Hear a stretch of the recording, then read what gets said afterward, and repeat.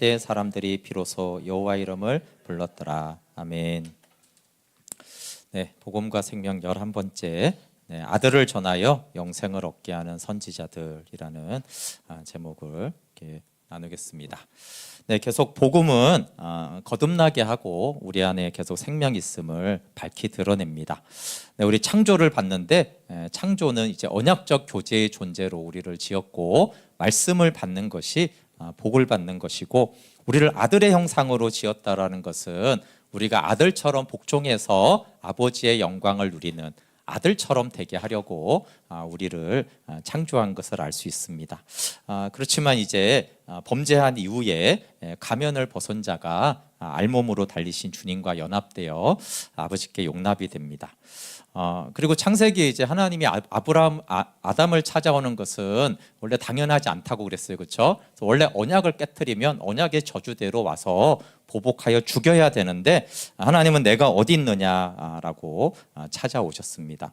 근데 이제 아담이 탓을 했는데 왜 탓을 하느냐 이렇게 하지 않으시고 탓을 하는 아담과 하와에게 여자의 후손에 대한 복음을 주시고 그 다음에 이제 아담이 그것을 믿고 이제 여자의 이름을 생명이라고 하와라고 짓고 하나님이 가죽옷을 지어 입으십니다. 네, 그리고 이제 십자가의 승리가 이제 여자의 후손을 통한 구원이 곧 사탄의 머리를 깨뜨리는 것이고 그래서 이제 여자의 후손은 복음인 하나님의 아들 예수 그리스도 그리고 가죽옷은 그의 메시아적 행위를 나타냅니다. 그래서 원래 창세전에는 아들 안에 생명을 주시기로 했는데 이제 범죄함으로 인하여서 죄사함과 영생 얻는 것이 이제 구원의 내용이 되었습니다. 네, 오늘은 계속해서 구약이 아들과 영생을 증거한다라는 것과 함께 그 시작인 이제 4장부터 쭉 보려고 합니다.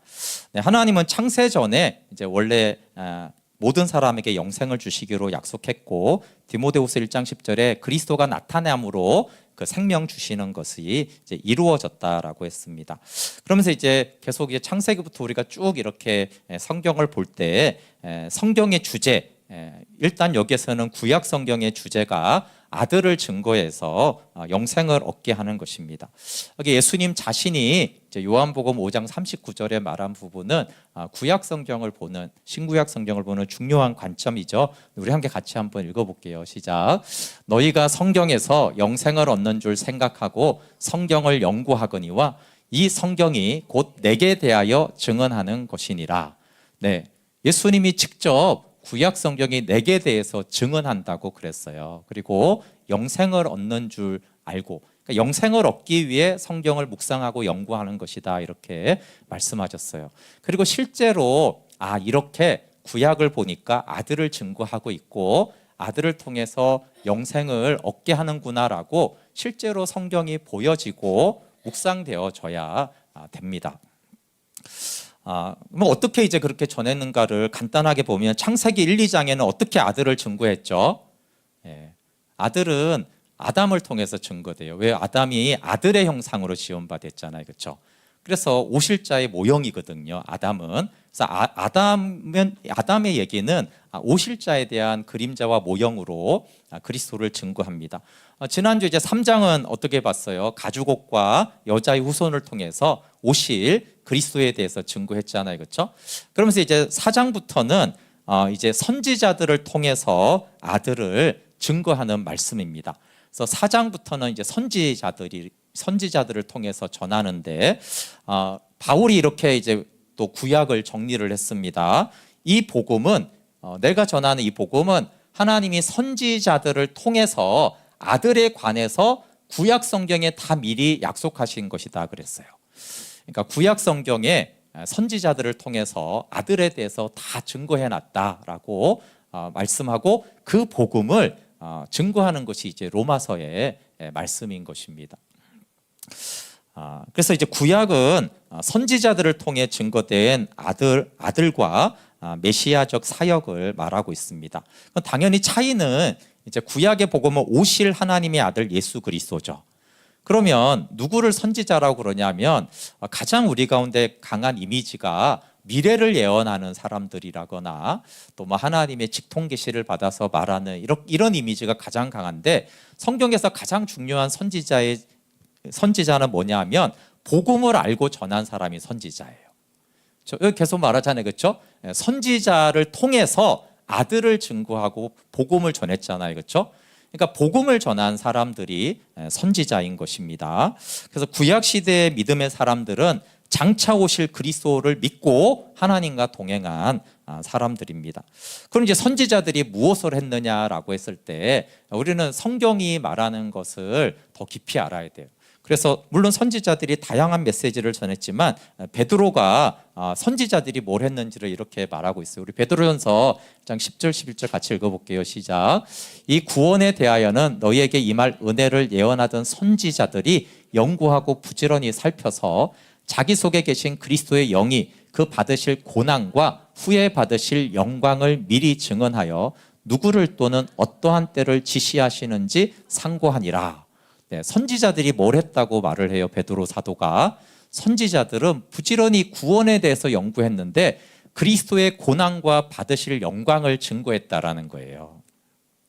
내일 묵상 본문에 보시면 베드로가 첫 설교에서 다윗의 시편을 가지고 부활에 대해서 말합니다.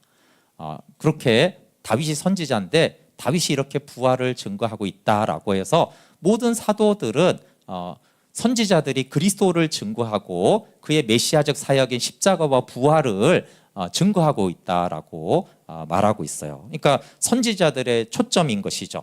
그러면 이 선지자들이 왜 고난과 영광을 증거했느냐라고 했을 때 그 바로 이제 뒤에 12절에 보면은 조금 쉬운 말로 보면은 설명이 쉬운데 한번 읽어볼게요. 시작. 그리고 예언자들은 결국 자신들이 탐구한 그런 일들이 자기들의 생전에는 일어나지 않고 그보다 훨씬 후대인 여러분의 시대에 일어날 것이라는 것을 알게 되었습니다.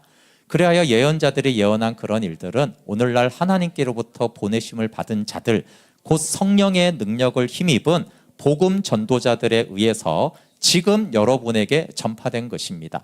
사실 이처럼 놀라운 일들, 곧 여러분에게 전해진 복음은 하늘의 천사들까지도 간절히 알고 싶어 하던 것이었습니다. 네, 선지자들이 구약에서 왜 아들의 고난과 영광을 전했어요? 네, 바울이 지금 사도들이 복음을 전하는 자들이 전하는 지금 이 복음을 그들이 전해서 구약을 통해서 지금 이 복음을 전하게 하려고 부지런히 연구하고 아들을 증거했다라는 거예요. 그리고 이 복음이 얼마나 놀라운 것인지 지금 천사들도 간절히 알고 싶어하는 너무나 놀라운 복음이다. 그러니까 지금 이거는 구약을 말하는 거예요. 구약은 아들을 통해서 성취된 놀라운 복음을 전하고 있는 것이다 라고 선지자들이 증거한 것을 말하고 있어요. 그래서 우리는 구약이 증거하는 대로, 선지자들이 증거하는 대로 복음을 알고 전해야 됩니다. 그래서 바울이 당연히 이제 구약을 가지고 이걸 너무나 잘 알았기 때문에 구약 성경을 가지고 구약이 증거하는 그리스도와 하나님 나라를 전했습니다. 우리 사도행전 28장 23절하고 31절 같이 읽어볼게요. 시작. 그들이 날짜를 정하고 그가 유숙하는 집에 많이 오니 바울이 아침부터 저녁까지 강론하여 하나님의 나라를 증언하고 모세의 율법과 선지자의 말을 가지고 예수에 대하여 권하더라. 하나님 나라를 전파하며 주 예수 그리스도에 관한 모든 것을 담대하게 그침없이 가르쳤더라. 근데 복음은 예수 그리스도와 그의 메시아적 사역과 그를 통해 들어가는 하나님 나라잖아요, 그렇죠? 근데 이거를 뭘 가지고 전했다고 하냐면 모세의 율법과 선지자의 말을 가지고 예수님에 대해서 복음을 전했습니다. 예수님도 예수님의 자신과 메시아적 사역을 누가복음에서 엠마오로 가는 제자들에게 설명하신 거죠. 이렇게 전했습니다. 같이 읽어볼게요. 시작. 이르시되 미련하고 선지자들이 말한 모든 것을 마음에 더디 믿는 자들이여, 그리스도가 이런 고난을 받고 자기의 영광에 들어가야 할 것이 아니냐 하시고, 이에 모세와 모든 선지자의 글로 시작하여 모든 성경에 쓴 바 자기에 관한 것을 자세히 설명하시니라. 예수님이 짠 하고 봐라 내가 이렇게 부활했다 이렇게 하지 않고요, 나중에 그렇게도 하셨죠, 그렇죠? 근데 여기 엠마오로 가는 제자들에게는 부활하신 예수님이 내가 부활했어 이렇게 하는 게 아니고 뭘 안 믿는다고 하는 거예요? 구약에서 선지자들이 말한 걸 모든 것을 안 믿는다라는 거예요. 그러니까 예수님이 내가 고난받고 3일 만에 부활한다라는 것은 선지자들이 말한 것을 안 믿는다라는 거예요. 그러니까 구약의 복음을 안 믿고 있는 것이죠. 그러니까 구약의 선지자들이 그리스도가 이런 고난을 받고 자기의 영광에 들어갈 것이 아니냐 하면서 모세와 모든 선지자의 글로 시작하여 모든 성경에, 모든 구약 성경에 쓴 바 예수님 자신에 관한 것을 자세히 가르쳤어요. 그러니까 예수님과 그의 고난과 부활하신 영광과 승천에 대해서 성경을 가지고 아주 자세하게 가르쳤습니다. 그래서 묵상과 설교의 주제는 하나님의 아들 예수 그리스도와 그의 메시아적 행인데, 그래서 신약만이 아니라 구약을 통해서도 아들과 아들의 고난과 그 영광이 선명하게 드러나 있습니다. 그러면 이렇게 이제 말은 하고 성경은 내 마음대로 읽으면 안 되잖아요, 그렇죠? 그래서 4장부터 저희가 모든 성경을 다루지 못하지만 어떻게 하나님이 아들을 증거했느냐? 그러니까 아담을 통해서, 여자의 후손을 통해서, 가죽옷을 통해서 계속 아들을 증거하잖아요, 그렇죠? 그러면 4장부터는 또 별거냐? 아니죠. 4장부터 이제 아벨이 나오는데 누가복음 11장 50절부터 51절에 보면 아벨을 선지자라고 말합니다. 아벨을. 근데 이제 하와가 이제 첫 아들을 낳았는데 그 이름이 가인이에요. 이제 가인은 성공, 획득 이런 뜻이에요. 되게 좋아했어요. 왜 좋아했겠어요? 예측할 수 있는 거는 얘가 여인의 후손인가 이렇게 생각할 수도 있고, 첫 아들이라서 엄청 기뻐했어요. 하여튼 너무 좋았어요. 획득했다, 성공했다 이렇게 했는데 둘째 아들을 낳고 이름이 뭐냐 하면 아벨이 헛됨, 쓸모없음 이런 뜻입니다. 그러니까 아벨을 두고 하는 말이 아니라 가인을 낳고 너무 좋았는데 키워봤더니 어때요? 쓸데없구나. 쓸데없어. 야, 헛되다, 헛돼. 그러니까 사실은 이제 나중에 가인의 살인을 우리가 알지만 사실 가인이 좀 어떻게 자랐는지 너무나 부모의 마음을 이제 실망시킨 거죠. 야, 이거 자식 키워봐야 쓸데없구나, 헛되구나. 근데 이제 너무 실망하고 아벨을 낳고 말했는데 실망한 또 이 아들이 믿음의 아들이에요. 참 희한하죠. 내 절망 속에서 이렇게 했을 때 하나님이 오히려 믿음의 아들을 주십니다. 우리가 알듯이 이제 이들이 가인은 땅의 소산으로, 아벨은 양의 첫 새끼와 기름으로 제사를 드리는데 창세기 4장 4절 5절 함께 같이 읽어볼게요. 시작. 아벨은 자기도 양의 첫 새끼와 그 기름으로 드렸더니 여호와께서 아벨과 그의 제물은 받으셨으나 가인과 그의 제물은 받지 아니하신지라. 가인이 몹시 분하여 안색이 변하니.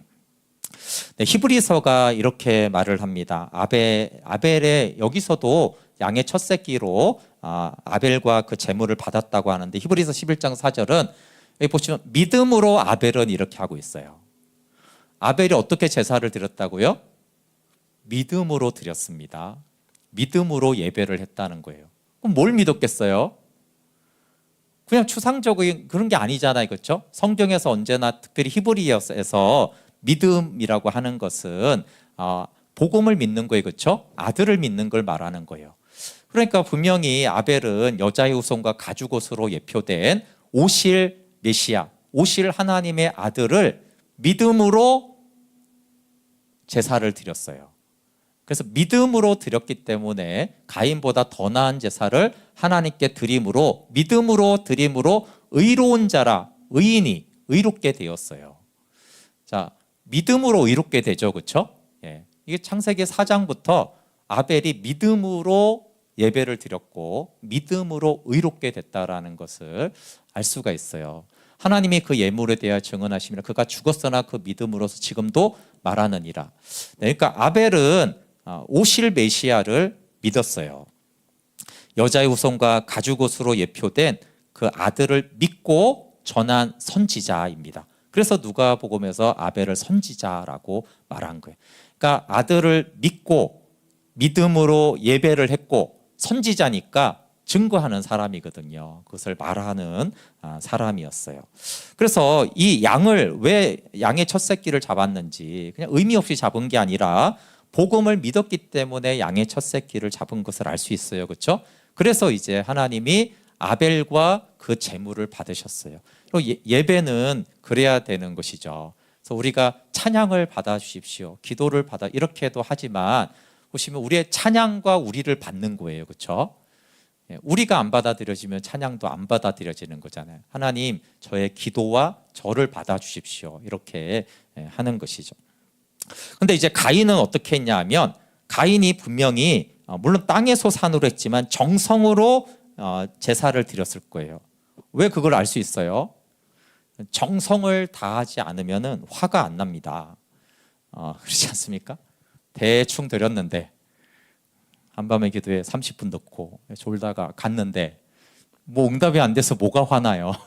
그렇죠? 근데 막 금식기도 하고 막 엄청나게 이렇게 했는데 아무것도 없네. 오늘 공허하게 돌아가네. 그럼 괜히 짜증이 나는 거잖아요. 그렇죠? 그러니까 가인이 몹시 분하여 안색이 변했는데 정성을 다했는데 거절당하니까 분노하는 거예요. 그렇지만 왜 정성만 있었지 가인은 믿음으로, 히브리서가 하는 것은 아벨은 믿음으로라는 것은 뭐냐면 가인은 믿음으로 하지 않은 거예요. 그럼 어떤 믿음에 그리스도와 상관없이 제사했다는 거예요. 그럼 모든 종교가 자기를 위해서 다 제사하고 기도하는 거 아니에요. 그렇죠? 아벨은 믿음으로 오실 그리스도를 믿음으로 그리스도의 영광을 위해서 제사를 드렸다면, 그냥 가인은 그냥 많은 종교와 우상이 그렇듯이 그리스도와 무관하게 자기를 위해서 정성으로 뭔가 하나님께 드렸는데, 당연히 하나님이 그리스도로 드리지 않은, 믿음으로 하지 않은 제사를 거절하니까 분노한 것입니다. 근데 이 가인과 같은 예배와 봉사가 자기 의에 사로잡혀서 분노합니다. 그래서 여러분, 가인에서부터 벌써 로마서 7장에 말하는 자기 주장 의지가 나와요. 루터도 이렇게 말했는데 이 가인의 분노를 바리새적인 분노이고 악마적 분노라고 했어요. 그래서 가인은 죄에게 속아서 선을 행한 후에 악한 자에게 속해서 동생을 죽였다고 요한일서 3장 12절에 말합니다.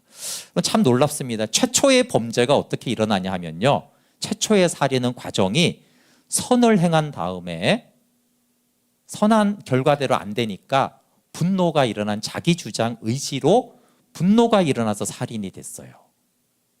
최초의 범죄가 이렇게 일어났다는 것이 참 놀랍지 않습니까?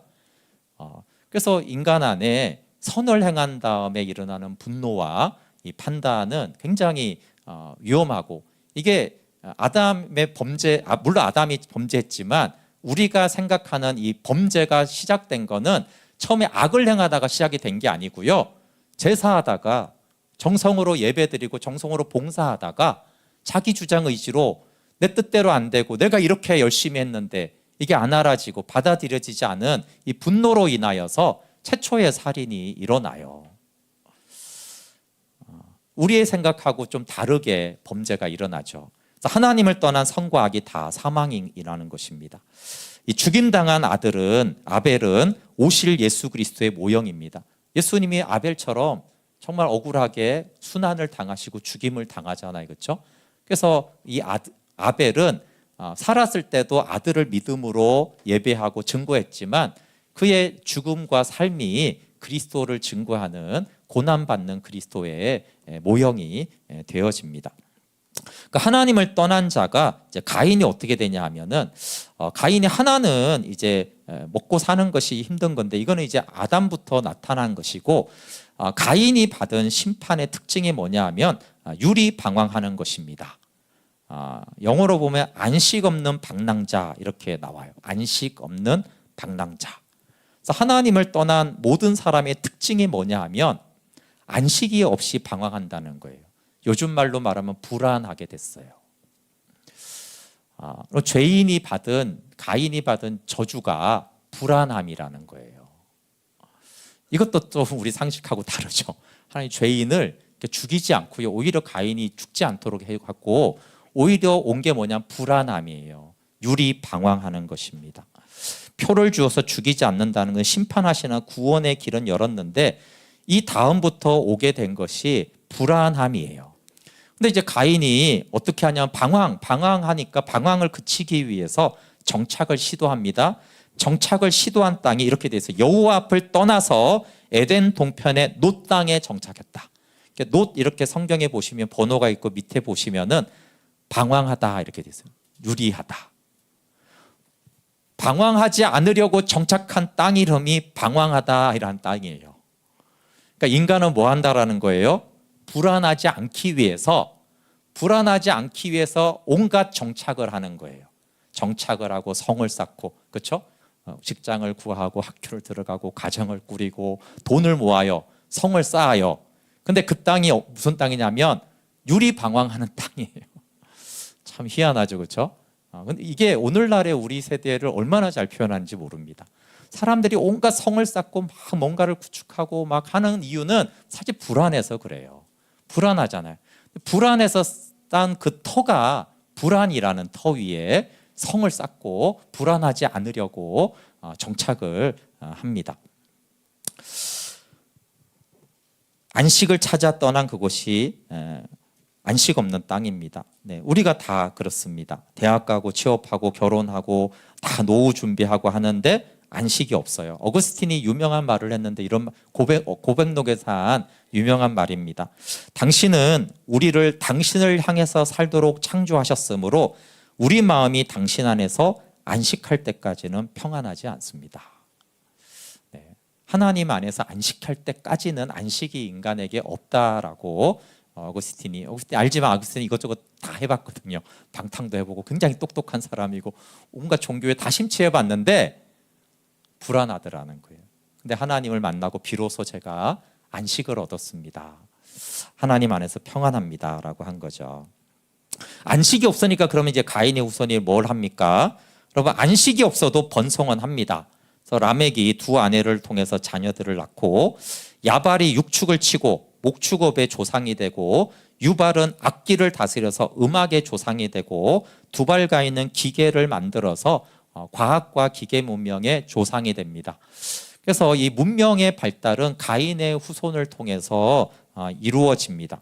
근데 왜 이 사람들이 이런 것들을 막 만들었겠어요? 마찬가지로 안식하려고 정착했는데 안식이 없으니까 어떻게 해요?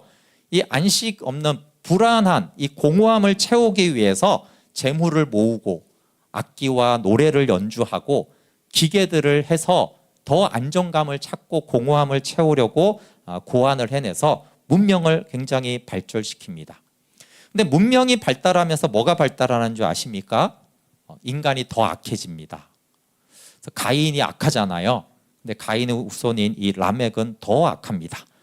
라멕이 뭐라고 말하냐면 내가 상처를 받아서 사람을 죽였다 이래요.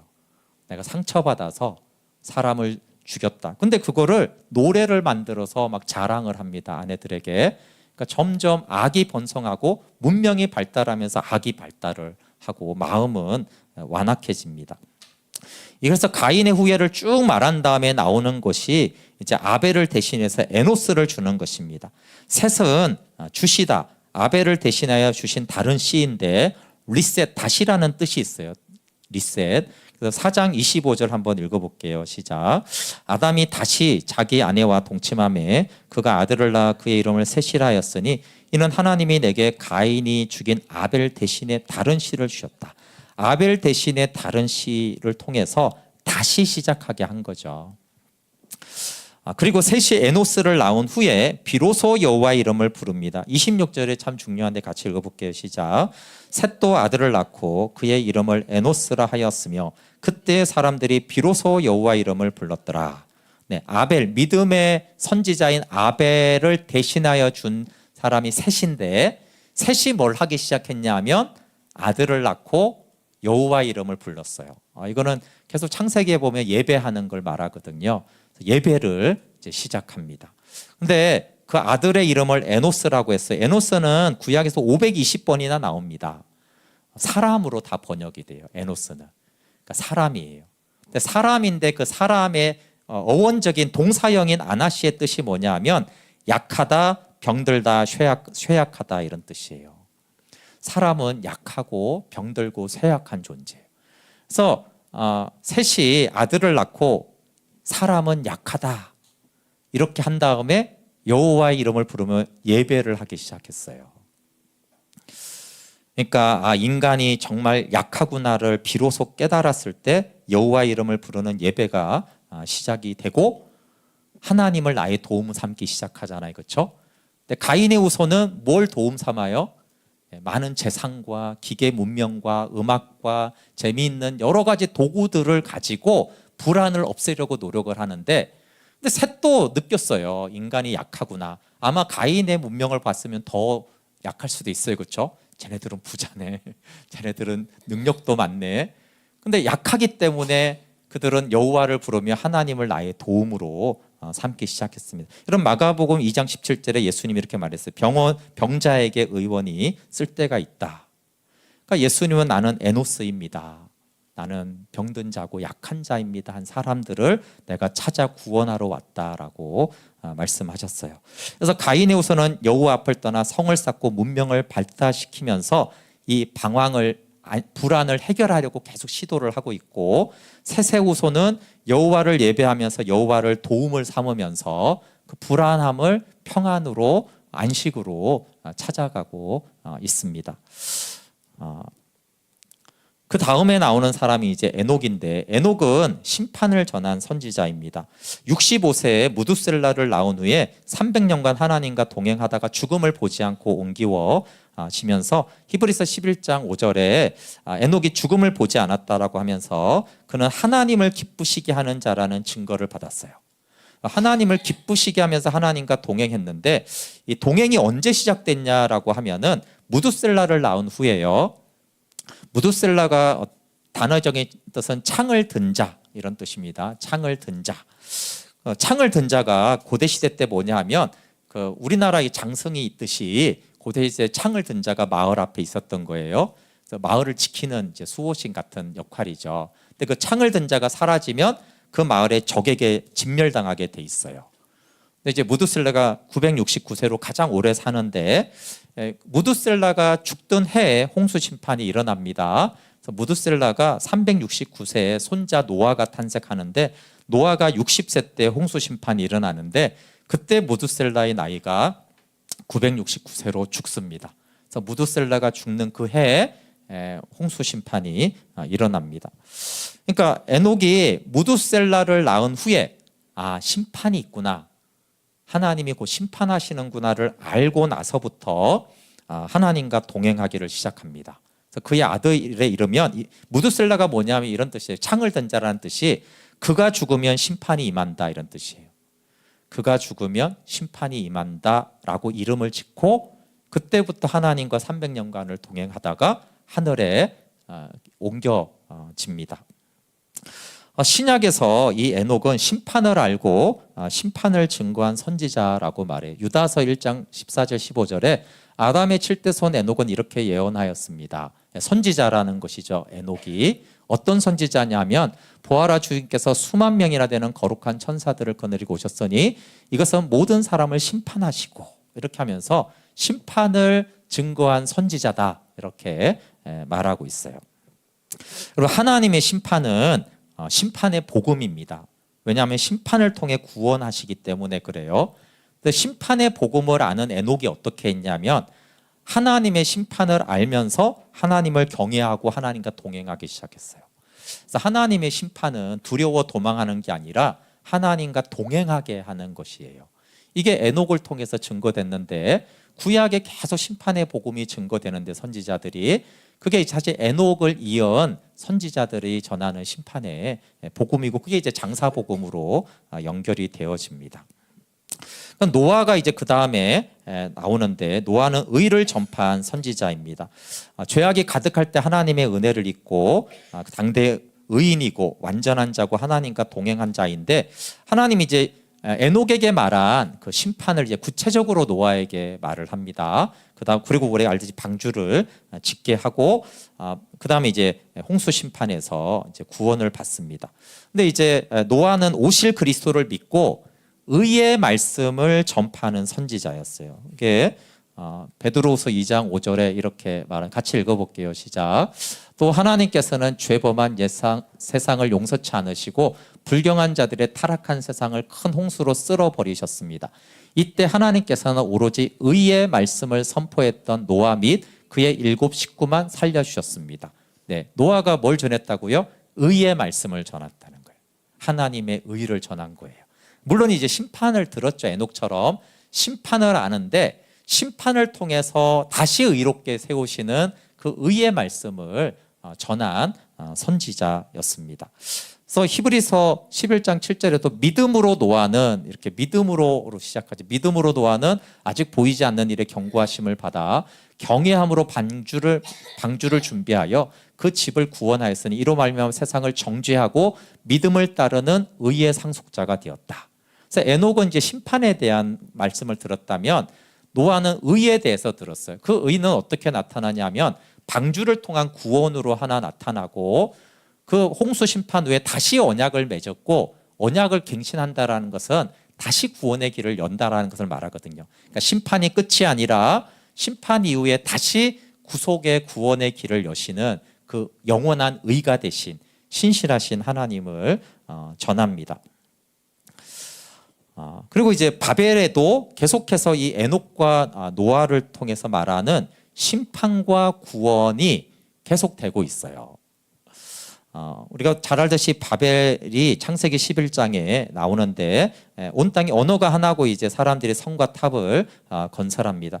바벨이 뭐냐라고 하면 바벨은 이렇게 건물이 아니죠. 물론 역사적으로 건물이지만 성경에서 말하는 바벨은 자기의 이름을 드러내는 거예요. 그렇죠? 우리 11장 한번 9절 뒤에 가서 한번 읽어볼게요. 11장 9절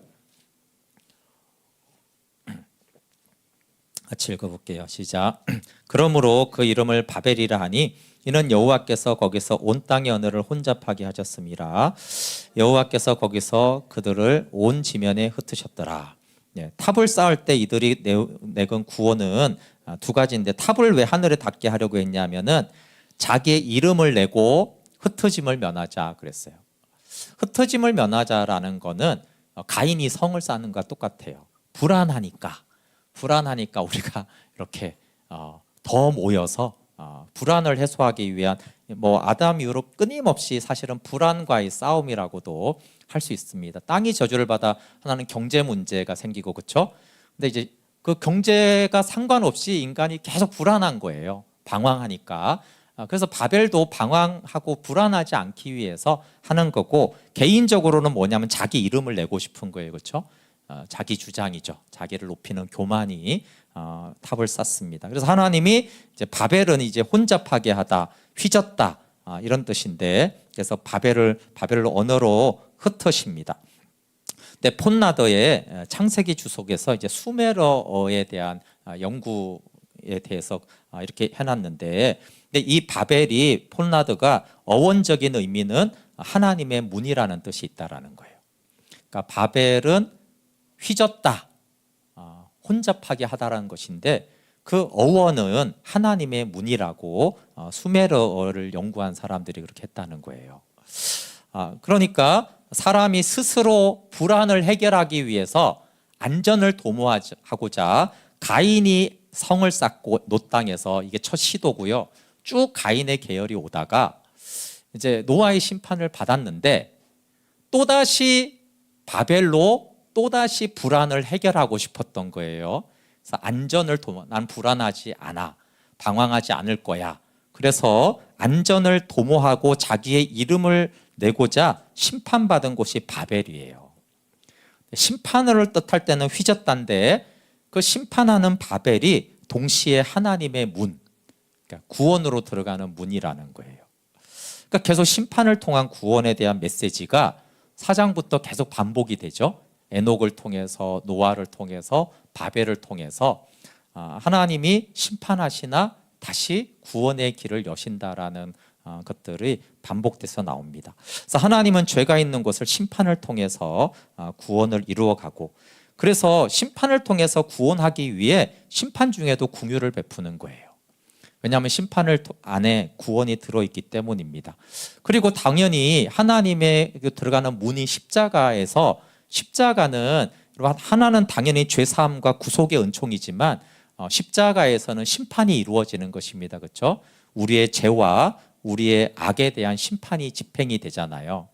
그리고 우리가 죄인입니다. 심판받아 마땅한 죄인입니다. 그래서 십자가에 못 박혀야 됩니다라는 이 심판을 받아들인 자가 죄사함을 받고 옛사람이 못 박히고 그 심판을 받아들인 자가 십자가에서 구속의 은혜를 받는 거예요. 그렇죠? 우리는 흔한 표현은 그냥 회개라는 표현이 그런 말이라고요. 회개가 어떤 사람이 회개하는 거예요? 내가 죄인이라서 하나님의 심판을 받기에 마땅한 자라는 게 회개잖아요. 그렇죠? 그러니까 회개라는 말 속에는 하나님 저 같은 죄인은 하나님의 심판을 받아 멸망받기에 합당한 자입니다. 이런 심판받아 마땅한 자를 불쌍히 여겨달라고 하는 게 회개란 말이에요. 그래서 실제로 십자가에는 심판이 집행된 다음에, 그러니까 죄의 삭신이 사망이니까 죽음이 있잖아요. 그렇죠?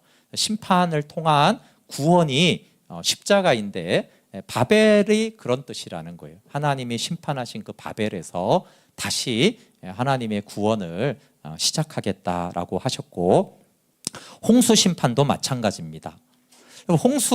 노아를 통한 홍수 심판이 심판이냐 구원이냐라고 물어보면 어떻게 돼요? 둘 다라고 해야죠. 속으면 안 됩니다. 홍수 심판은 심판만도 아니고 구원만도 아니에요. 방주는 구원을 말하고요, 그렇죠? 홍수는 심판을 말하는 거예요. 심판과 구원이 동시에 일어나는 사건이에요. 한편으로 다 멸하지 않았습니까? 맞습니다. 심판이죠. 근데 만약에 하나님이 그때 다 멸하지 않으면 어떻게 될까요? 여자의 후손을 약속하셨으니까 여자의 후손이 올 씨의 계보가 필요한 거예요. 근데 이제 노아가 의인이었어요. 근데 아들들이 만약에 이때 하나님 심판하지 않으면 어떻게 되죠?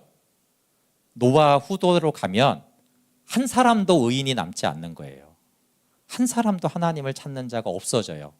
그래서 100% 다 죄인이 되면 어떻게 되죠? 여자의 후손이 못 와요. 여러분, 중요한 것은 여자의 후손을 보내야 되잖아요.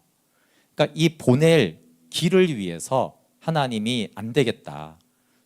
너네들이 너무 죄악에 관영해서 온 땅에 죄악이 너무 가득가득 찼고 이제 딱 노아 한 사람 남았는데, 이제 노아 다음 세대가 되면 이거 하나까지도 다 죄인이 돼서 내가 아들을 보내야 되는데 믿음의 개성이 안 된다라고 했기 때문에 한면으로는 심판하신 게 죄에 대한 심판이 맞고요, 한편으로는 이 아들을 보낼 그 통로가 여자의 후손을 보내야 되는데 이게 막히지 않기 위해서 노아를 보존하시고 노아의 방주를 통해서 다시 구원의 길을 여는 것이죠. 그래서 이제 노아의 홍수는 심판과 구원의 길을 여는 것이에요. 만약에 하나님이 마음이 약해가지고 이때 심판 안 하셨으면 어떻게 됐어요? 아들이 오지 못합니다. 아들을 보낼 통로가 없어지잖아요. 그래서 노아를 보존한 것이죠. 그리고 그를 통해 다시 언약을 맺으시고 내가 다시 너를 통해서 너의 계보를 통해서 내가 아들을 보내겠다라고 말씀하는 것이에요. 근데 또 이렇게 시간이 하니까 바벨탑을 쌓을 때 되니까 또 어떻게 돼요?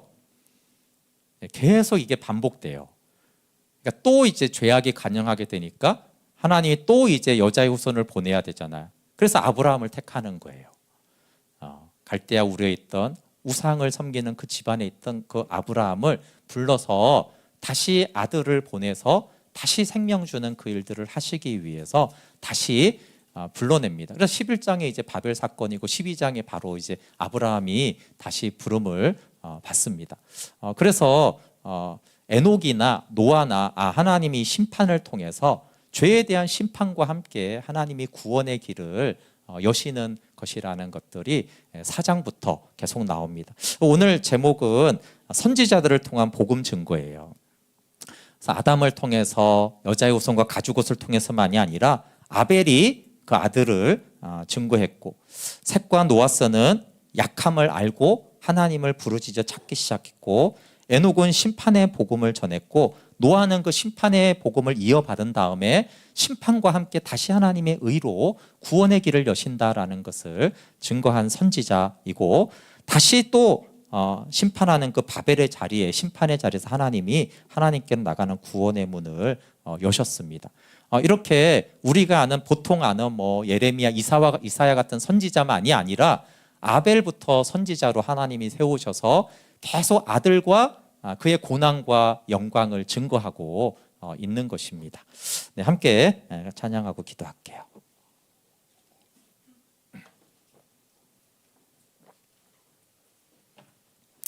네, 우리 예수님처럼 찬양하면서 가인의 계열이 쭉 나온 다음에